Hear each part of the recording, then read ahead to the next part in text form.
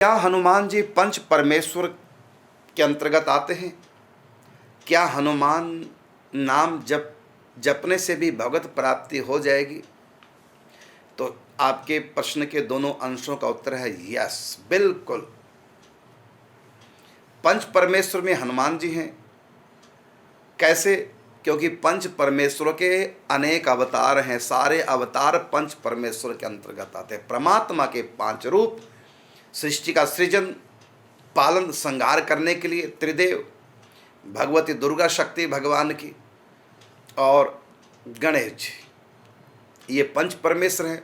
वर्तमान में सूर्य भगवान है ब्रह्मा जी के स्थान पर। तो ये पंच परमेश्वर हैं और इनके जो अवतार हैं वो सब पंच परमेश्वर के अंतर्गत आते हैं। इन पांचों के सिवा, 5 परमेश्वर के रूप और इनके अवतार, इनके सिवा जितने भी हैं सब देवता हैं। कभी इंसान थे, अच्छे कर्म के देवता बन गए और इन देवताओं का राजा इंद्र, वो इंद्र भी कभी इंसान था, उसका नाम था पुरंदर।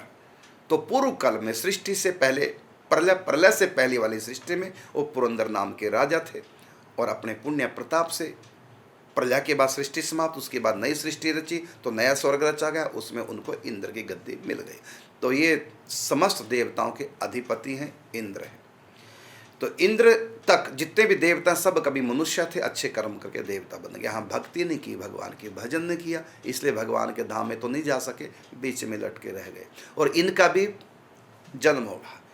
कईयों का तो पुण्यक्षय के बाद जन्म होता है और कईयों का प्रलय के समय ही, जब नई सृष्टि आएगी तब उनका जन्म होता है। लेकिन ये जन्म मरण के चक्कर से छूटे नहीं देवी देवता। तो इंद्र आदि सब देवी देवता जन्म मरण के चक्कर में माया के अधीन हैं।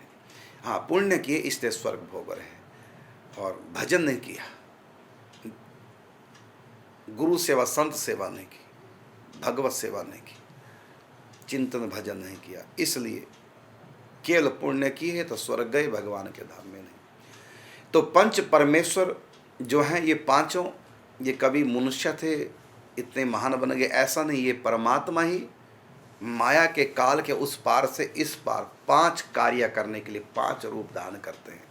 5 कार्य कौन से? सृष्टि का सृजन, सृष्टि का पालन, सृष्टि का संहार, अनुग्रह और निग्रह। ये 5 कार्य करने के लिए परमात्मा के 5 स्वरूप हैं और ये 5 स्वरूप देव योनि में भगवान अवतार लेते हैं। जैसे रामकृष्ण मनुष्य योनि में अवतार लिए हैं परमेश्वर, इसी प्रकार ये 5 रूप हैं परमेश्वर, लेकिन इन्होंने देव योनि में जन्म लिया, इसलिए इनको पंचदेव भी कह देते हैं और पंच परमेश्वर भी कहते हैं। तो जितने भी राक्षस हैं इन 5 में से किसी एक की तपस्या करते हैं, लेकिन परमेश्वर मान के नहीं, देवता मानकर, क्योंकि उनको इतना ही पता है देवता है और परमेश्वर ने, लेकिन ये सब देवताओं से आगे हैं, इतना उनको राक्षसों को पता है। लेकिन ये परमेश्वर भी हैं, इसका उनको कोई ज्ञान नहीं, क्योंकि ये ज्ञान मिलेगा संतों से और वो संतों को राक्षस मानते नहीं, इसलिए वो अज्ञान पूर्वक पंच परमेश्वर की पूजा करते हैं। तभी राक्षस के राक्षस ही रहते हैं, क्योंकि उनको तत्व ज्ञान नहीं है। तो पंच परमेश्वर और इनके अवतार सब परमेश्वर हैं। तो आपने हनुमान जी के बारे में पूछा, तो हनुमान जी तो भगवान शिव के अवतार हैं, इसलिए परमेश्वर हैं।